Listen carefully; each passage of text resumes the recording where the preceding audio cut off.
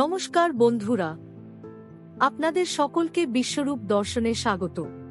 শান্তিতে নোবেলজয়ী অর্থনীতিবিদের শাসনে শান্তিতে নেই বাংলাদেশিরা। মূল্যবৃদ্ধি কেড়ে নিয়েছে তাদের মুখের গ্রাস। নভেম্বর মাসে বাংলাদেশে মুদ্রাস্ফীতি বেড়ে দাঁড়িয়েছে 11.38%, যা গত 4 মাসের মধ্যে সর্বোচ্চ। মূলত খাদ্যদ্রব্যের দাম নিয়ন্ত্রণে আনতে গত 3 মাসে বেশ কিছু অত্যাবশ্যক পণ্যের আমদানি শুল্ক কমানো হলেও দাম কমার লক্ষণ দেখা যায়নি। খাদ্যদ্রব্যে মূল্যস্ফীতি গত মাসে বেড়ে হয়েছে 13.80%, যা অক্টোবর মাসে ছিল 12.66%। অন্যদিকে নন ফুড আইটেমের দামও কিছুটা বেড়েছে। অক্টোবরের 9.34% থেকে নভেম্বর মাসে পৌঁছেছে 9.39%।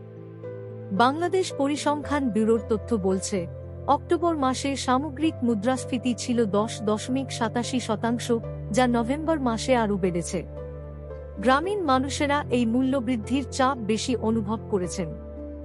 গ্রামে মুদ্রাস্ফীতির হার ছিল 11.53%, যেখানে শহরাঞ্চলে এটি ছিল 11.37%।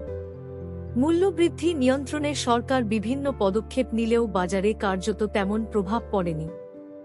সরকারের তরফ থেকে স্বল্পমূল্যে চালসহ কিছু নিত্য প্রয়োজনীয় পণ্য বিক্রি এবং ভোজ্য তেল, চিনি, চাল, পেঁয়াজ ও আলুর মতো জিনিসপত্রে আমদানি শুল্ক কমানো হয়েছিল।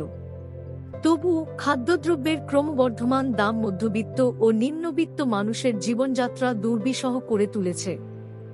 বাজারে এমন অস্থিরতার মধ্যে অন্তর্বর্তী সরকার কিভাবে পরিস্থিতি সামলাবে তা এখন দেখার বিষয়।